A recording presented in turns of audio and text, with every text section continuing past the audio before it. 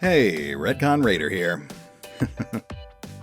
So here we are, halfway through July, and once again, the monthly retrospective is slowly creeping later and later into the month.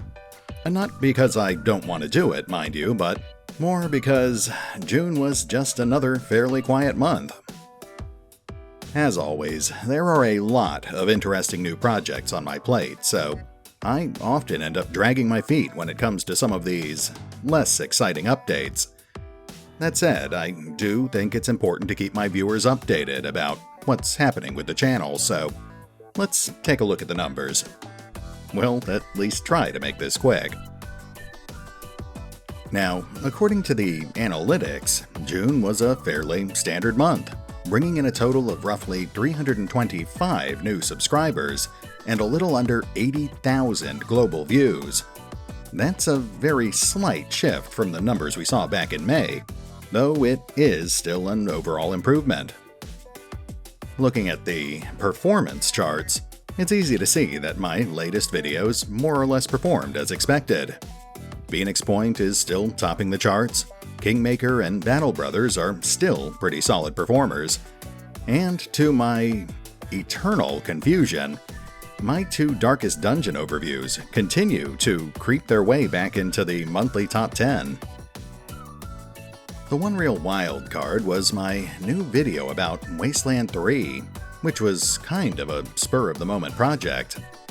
I didn't go into June planning to do a 45-minute trailer analysis, but that trailer just really piqued my interest. If there's one thing I've learned over the past couple of years, it's that I can't force myself to do a video about a project I'm just not interested in. Likewise, if I feel inspired to do a video about something, like I did in this particular case, then I should really just go ahead and run with it. Of course, given the sheer amount of work I put into it, I do wish that it had done a little better.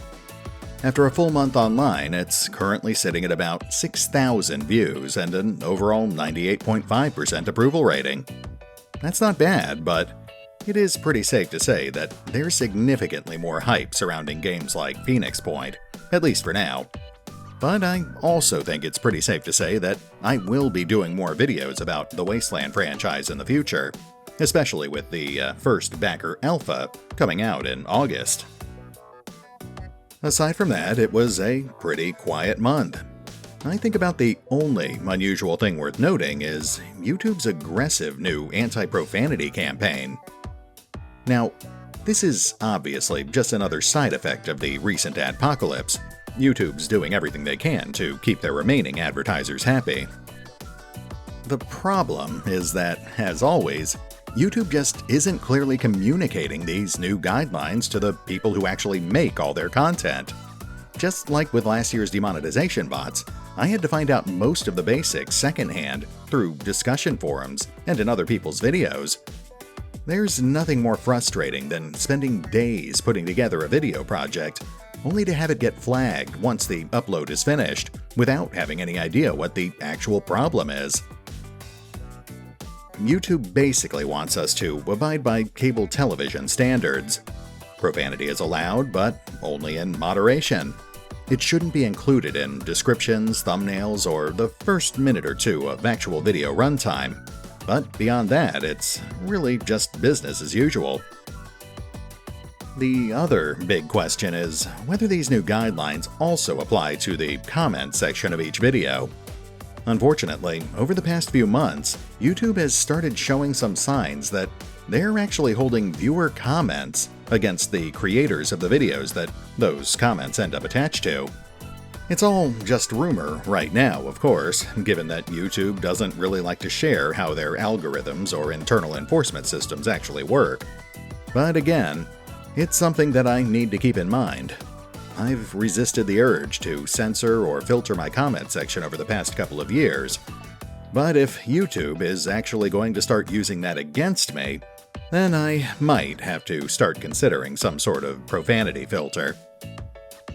Anyway, that's not really something I'm eager to rush into, so I'll just take a wait-and-see approach for now. In the short term, I don't think it's really going to change how I approach things. though I might gloss over profanity a little more often if it pops up in an NPC's dialogue or something. Beyond that, I'm mostly just keeping myself focused on future projects. Things have been a little quiet lately, but I think that's going to change as we get closer to September. We've got the new expansion for Mutant Year Zero dropping at the end of July, followed almost immediately by Forged of Blood, a game I actually talked about all the way back in 2017. We've also got a whole slew of alphas, betas, and product demos coming up in August, including some high-priority projects like Backer Build 5 for Phoenix Point and the first Backer Alpha for Wasteland 3. In fact, there are so many interesting new projects coming onto my radar that there's just no way I'm going to have time for them all. This obviously isn't the first time I've had to make some difficult decisions when it comes to deciding what games I want to talk about. I'll have to give it some more thought over the next couple of weeks, but I might just punt the issue over to my patrons and let them decide what games I should focus on. I mean, it's only fair. They are the ones who help keep the channel running. Besides, it has been a couple of months since my last Patreon poll.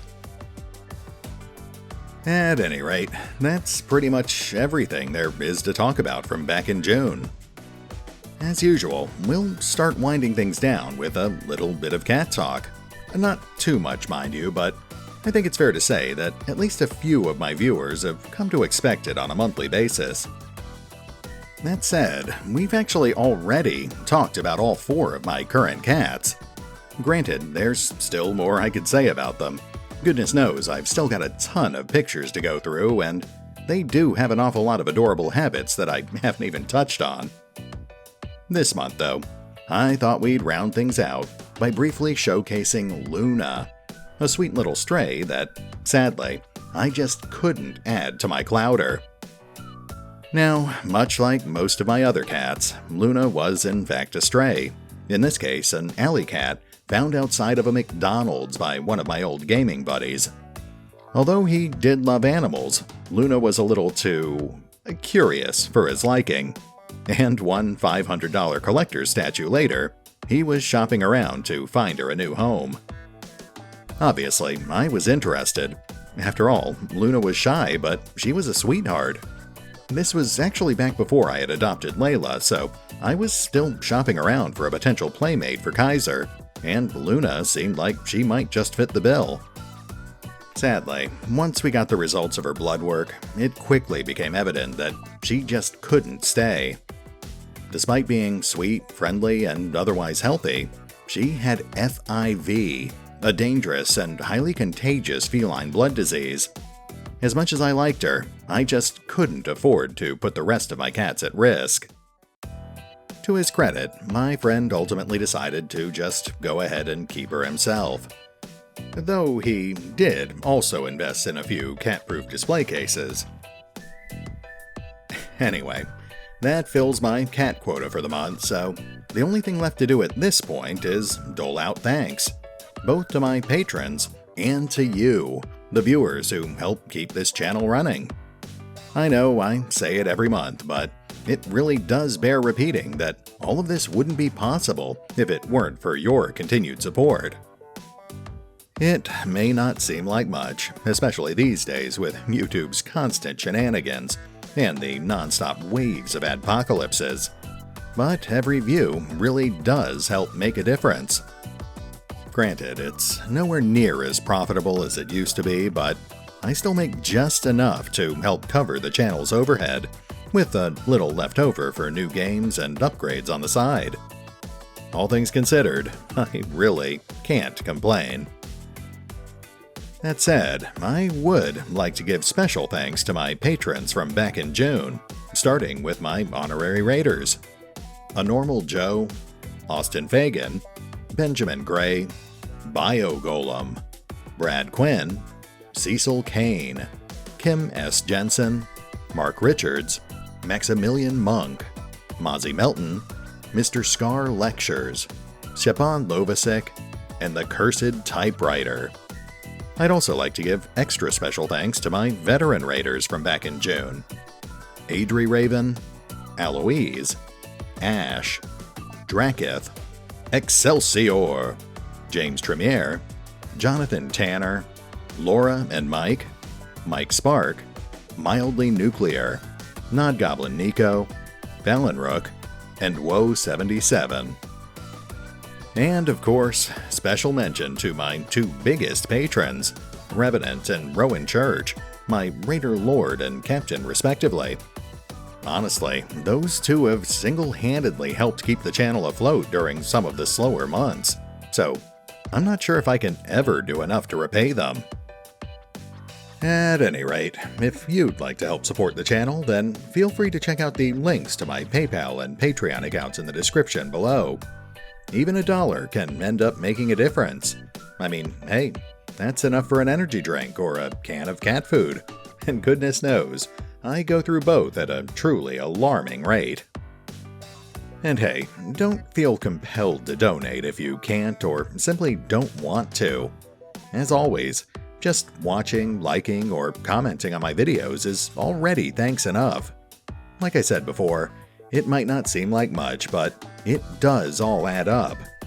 It's not like I wouldn't be spending my time talking about video games anyway. This just lets me do it in a slightly more public format. Anyway, that's pretty much it for June, so let's go ahead and wrap things up here. This is Retcon Raider, signing off. Thanks for listening. Oh, and remember, if you need to contact me for any reason, you can do so through the comment section on any of my videos.